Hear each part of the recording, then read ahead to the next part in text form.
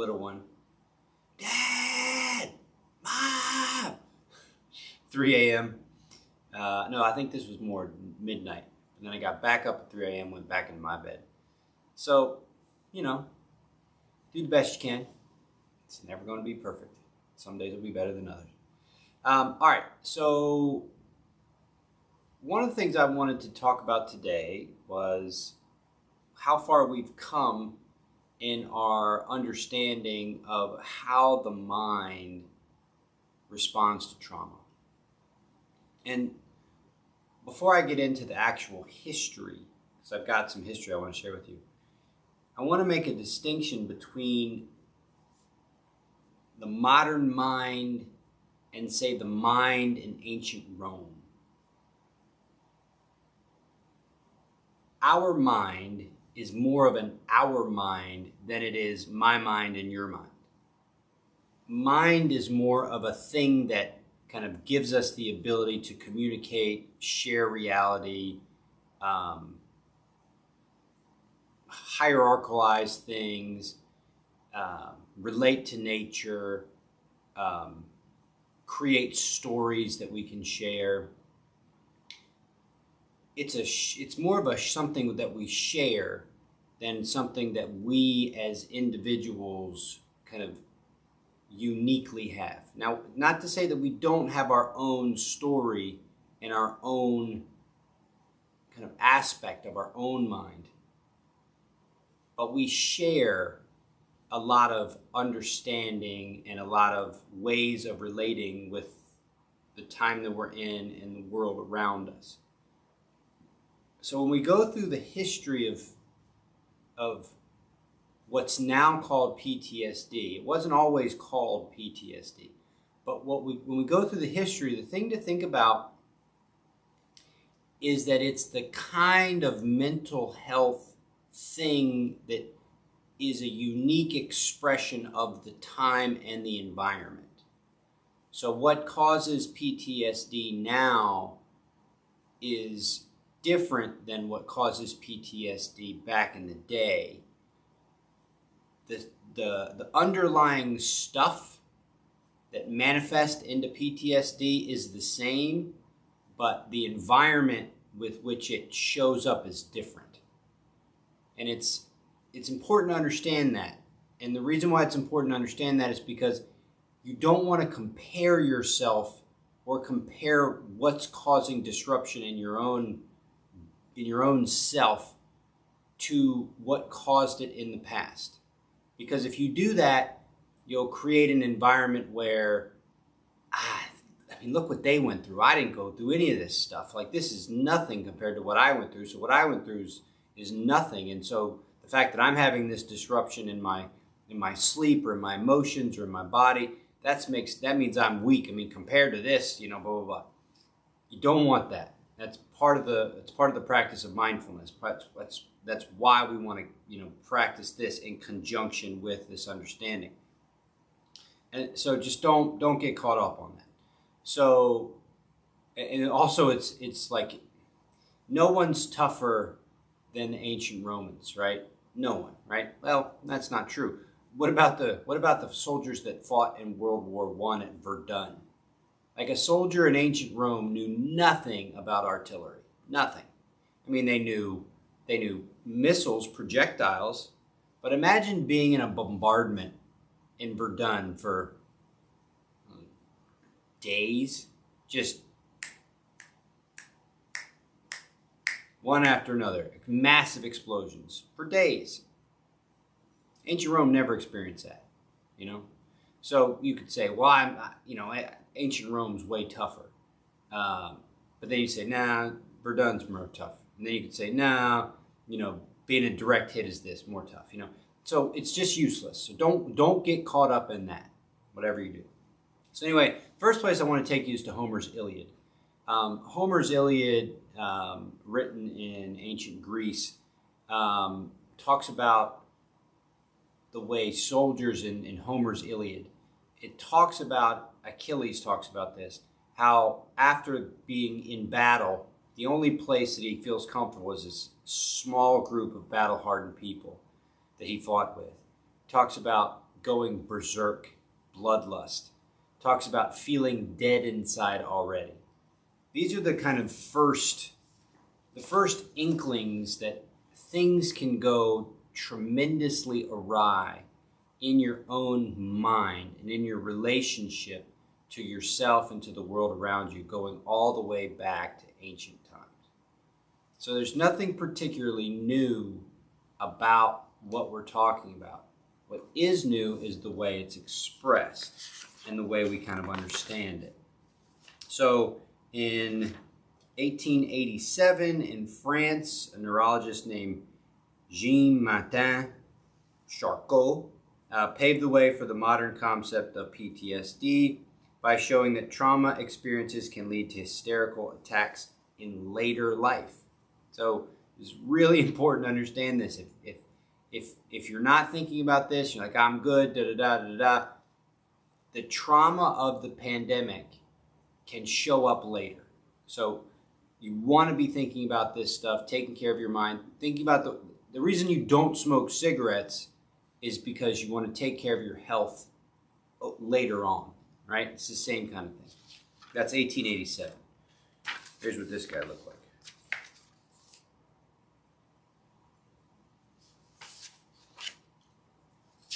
In 1885,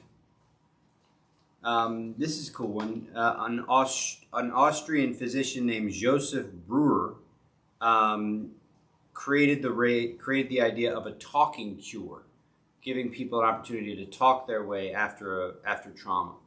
And it was Freud who kind of picked up on that and started creating, his pioneering stuff around working on trauma and disassociation. Here's Freud.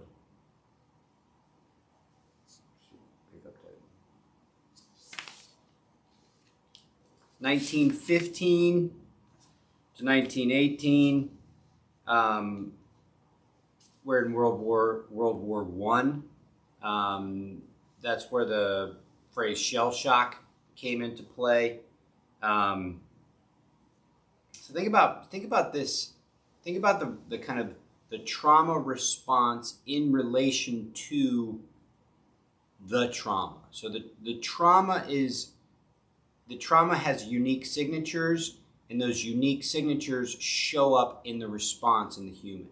So it's like, it's not do they show up or what causes it as much as it is. It shows up, and it shows up in a unique expression kind of correlated to the trauma itself. And that's why, we read the DSM-5 the other day. That's why it's got so many kind of layers to it. Super complex stuff. And we're talking about the mind here. We're talking about the kind of the thing that really gives humans their uniqueness in the kind of the universe. So that's the mind, right? So World War I, that we're looking at stuff called shell shock, men suffering muteness or paralysis. A guy named Craig Lockhart. We're at Craig Lockhart Hospital near Edinburgh. William H.R. Rivers shared reflections of their own experiences and dreams. And then in World War I, this makes sense, right? Because in World War I was just, man, the respect for human life in World War I was just bad, and they really treated the shell-shocked soldiers really terribly. And they were treating all the soldiers terribly. They were just meat for the grinder. And they developed all kinds of harsh disciplinary approaches. And Louis Yealman in London treated men suffering from muteness or paralysis with electric shocks. I mean, that's just disgusting. Like, ugh. All right, 1942, psychiatrist Wilfred Bion and John Rickman pioneered group therapy among British psychiatric casualties in Northfield Military Hospital near Birmingham. So group therapy came out of this. I mean, a lot of the stuff that we kind of take for granted, that had to come from somewhere. It didn't start anywhere.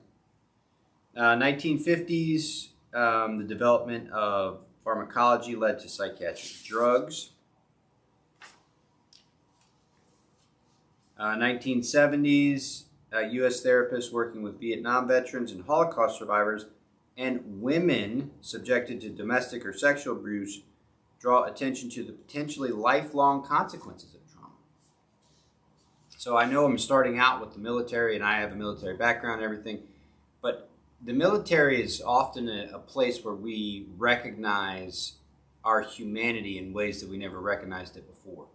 And so part of the reason why I think I can bring value to honoring the fight and supporting the healing is that we learn so much managing and taking care of our service members at the edge, right? So trauma is falling off the edge.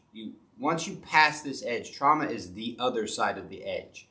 And so when that happens, it really shows up in places like war on a regular basis. So when we're treating the war casualty, the war mental health casualty, we're learning, and we're learning a lot, and we're taking those lessons back to the civilian population. So it's part of where I think this kind of series can be valuable, is to kind of see how the warrior community has really informed the civilian community, and ultimately how we can support each other. So that was 1970s. The 1980s, and they really talked about this a lot. I cannot overemphasize the fact that PTSD is very complex. It's not a simple thing. So you want to be on top of it. And again, the challenges that we face is it's cultural. We face the cultural challenge of, this mental health stuff. Just be tough. Just suck it up. So you have to kind of fight through that. It's a form of armor that we have to fight through. But do it. Fight through that and start developing kind of your skills to talk about it. I do a lot of work on Reddit. So I interact with a lot of people on Reddit, and I'll talk to people on Reddit through the way Reddit does it. And it's really a positive thing that people are talking about it on Reddit. You don't have to know the person. There's not a whole bunch of information about them. You just kind of know their thoughts. So Reddit's a great place to kind of talk about this stuff. And I always say, good job talking about it here. Good job bringing up what's going on here. It's really smart that you've started doing this, because once you start to say it out loud, even if you're just typing it into an app, it helps to open it up. And then you start to develop some language around it, and then you start to share it and start building your team of support. 1980, they created the DSM-3. This is the 3rd edition. 1987, Francine Shapiro developed eye movement desensitization and reprocessing, EMDR. That's a cool one. We're starting to learn the ins and outs, right? So our minds and our bodies are totally intertwined, and our bodies really have a lot of resources that we can use to help manage our kind of slice of the mind. And this understanding is really, really valuable. It's really, really important, so that all your exercise, really helpful. All your yoga, really helpful. All your weight training, really helpful. All your walking, really helpful. All that getting out and moving your body, really helpful. 1990s, neuroimaging. Trauma may cause physical damages to the brain. This shouldn't come as a surprise, but remember, in the West, we have to go through the scientific process before we can kind of claim something, which a lot to be said about the value of that. And then 2014, Dr. Bressel van der Kolk, who I've talked about before, he really takes this relationship to the body and kind of gives it real teeth. It's a real thing. This stuff that's happened to you is not just in your mind. Anything that happens in your mind is also expressed in your body. So it's why it's like we share mind and we also have our own. Part of the reason we have our own is because our body is holding on to our own kind of slice of our own interpretation, perception, however you want to explain it, of our experience. And part of what kind of trips us up is we kind of get stuck in the story of it.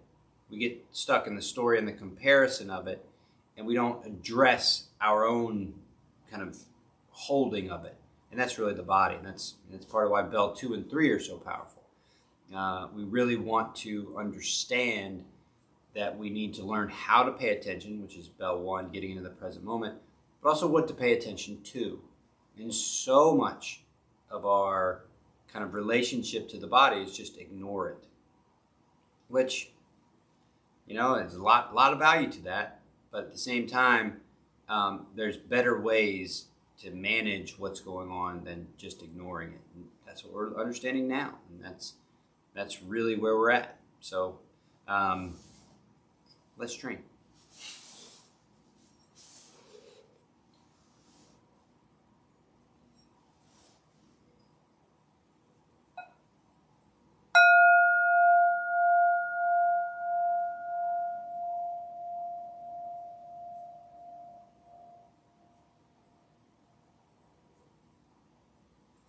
My eyes feel heavy, so I'm just going to close them right away.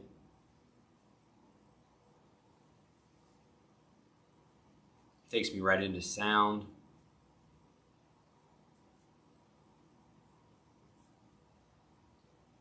And I'm bouncing between sound and touch. And feel my left toes are cold compared to my right toes.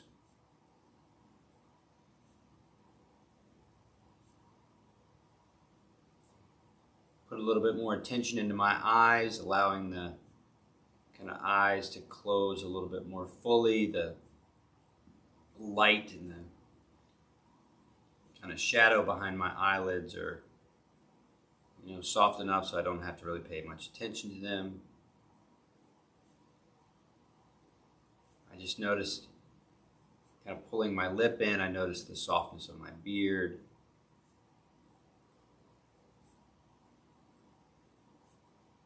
There's some dripping sounds in the refrigerator, the sound of the heater.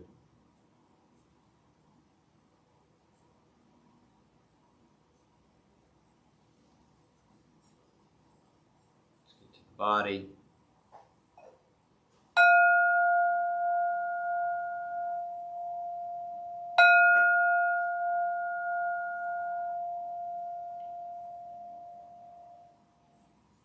Noticing what's beneath me.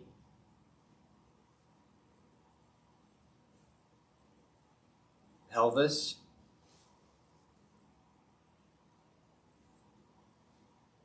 Just kind of moving my pelvis here.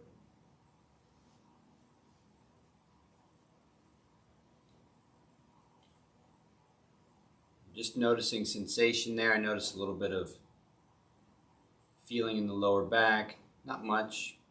Just a little bit. Bottom of the lower back, bottom left, right the spine. Come up to the core, notice some sensation there. If I tuck my tailbone, lean back, I notice the abs kick in. It's really your time to communicate with the subtlety of your body.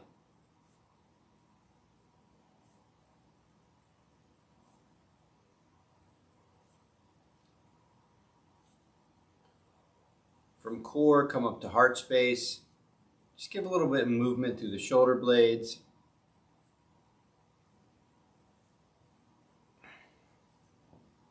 What feels good?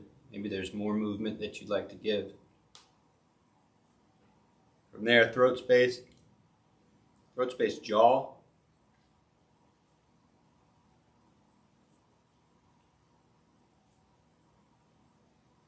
Give it a swallow, feel the throat muscles. Give it a hum. Feel the throat vibrate.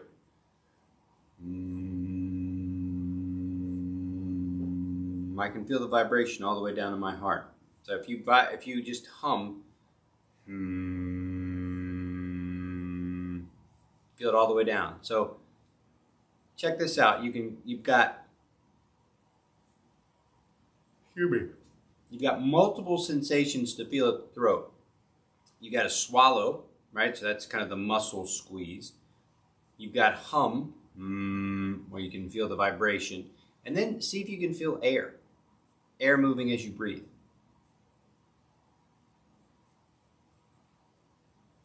Can you notice the 3 different expressions of sensation? There's the swallow, which is kind of a grip release.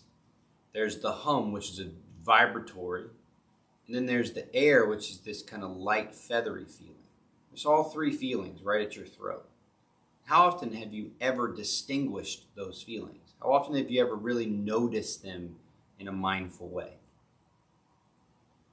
If the answer is not very often, then what you've got to come to the understanding of is that your relationship to the impacts of trauma, especially this pandemic, on your body and on yourself is not nuanced. It's very subtle what you want to be paying attention to. And if you're not aware of that subtlety, there are layers of subtlety that you can be more informed about. And through this practice, we can kind of see like, oh gosh, I didn't even notice that. Next, come up to the top of the head, top of the spine, soften the face. Soften between the eyes, soften behind the eyes. Soften eyebrows. Soften nose, cheeks, mouth. Add a little smile.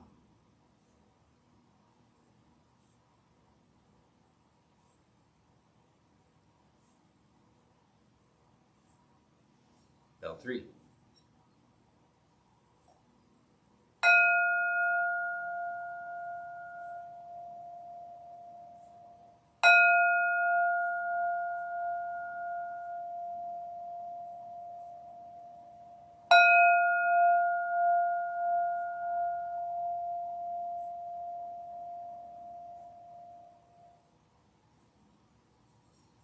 So the breath is always a useful place to understand because the breath offers 3 things that you can notice right away. So whatever your breath is doing right now, just focus in on it. And just notice that it has an inhale expression, an exhale expression, and a space between expression.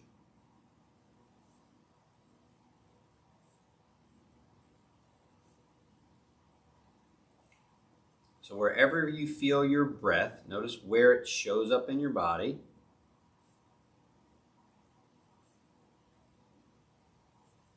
You might even put a hand on it. Like if you put a hand on where you feel your breath moving right now, it's kind of an interesting thing. Like, where do I feel my breath?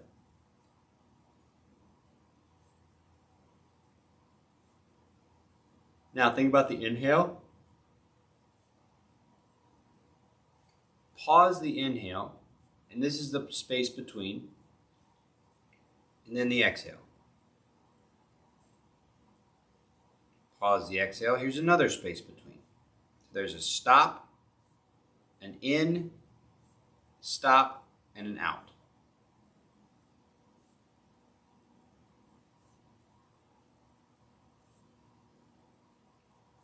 So what I want you to imagine is I want you to imagine a square in the spot where you feel your breath. So go to the place where you feel your breathing, kind of where your hand is, and I want you to influence the direction. So on your inhale, imagine an up.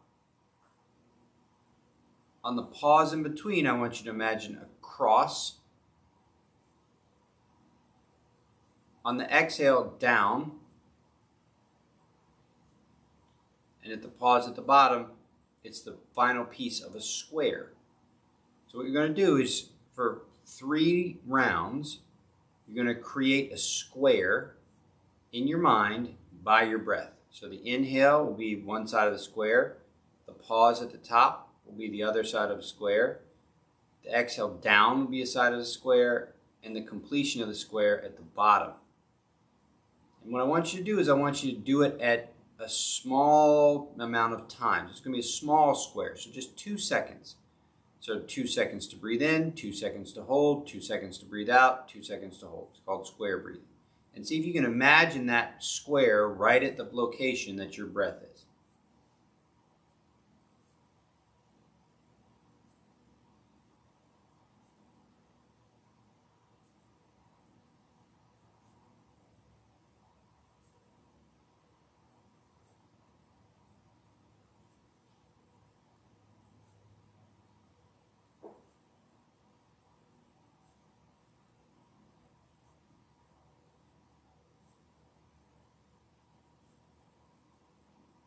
Now, double it in size. So make it bigger in your body, bigger in your mind, bigger count. So 4 seconds on either side, and do 3 to 5 rounds.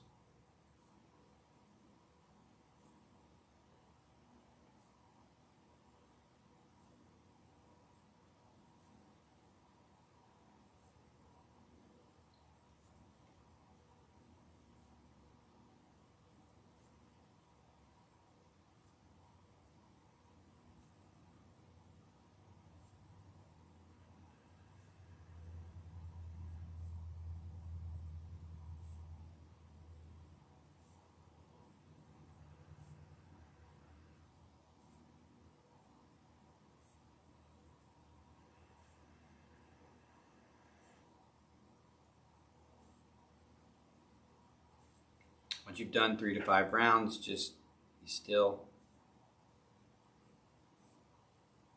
Move into fourth bell in a minute.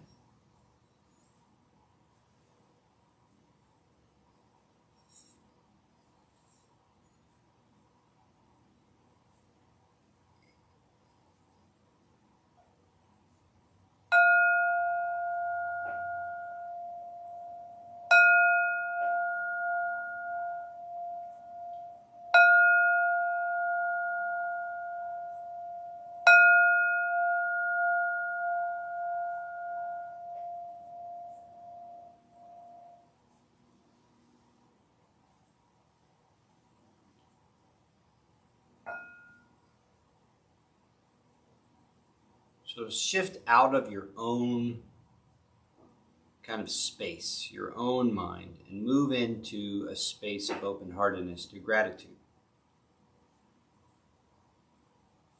So beyond ourself, beyond what we can conceive of,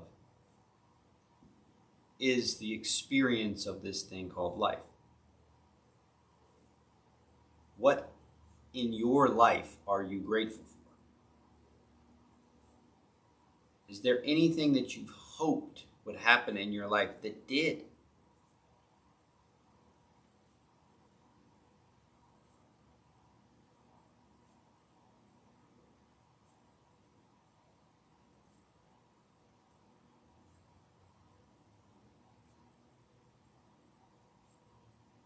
What have you hoped for? And what has happened?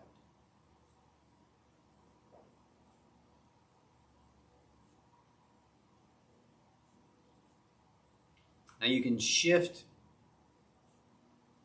to hopes for others. It's shifting to a mindset of compassion. So it's like you're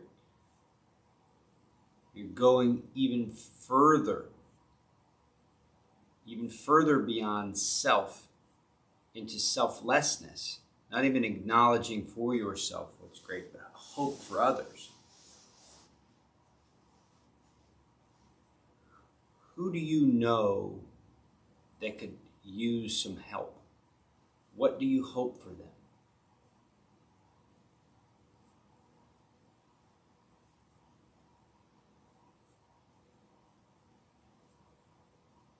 Maybe there's a relationship to God here.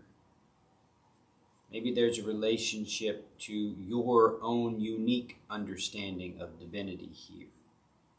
Maybe there's a request for that expression of divinity to intercede on someone's behalf.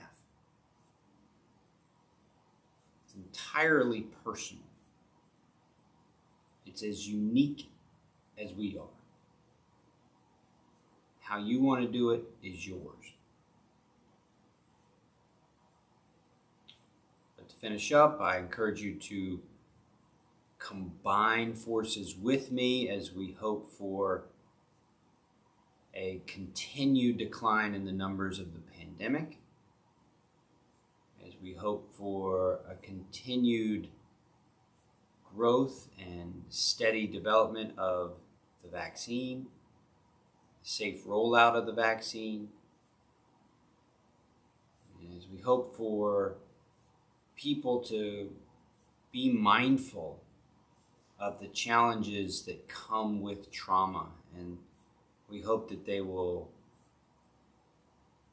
support themselves and each other by creating a team, first beginning to talk about it, and second beginning to reach out and ask for help.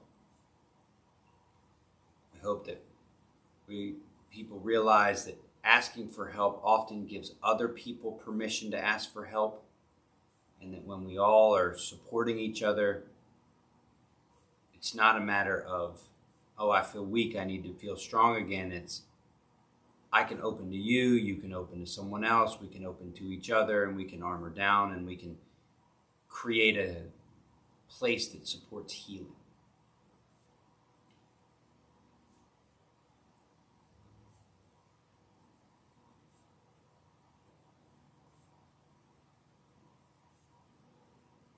Let's be intentional about ending. Take a breath in, out. One more. Second exhale finishes.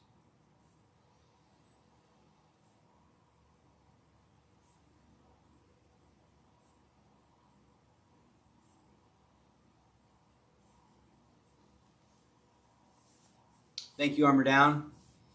Thank you, technology, for a chance to just be able to speak like this.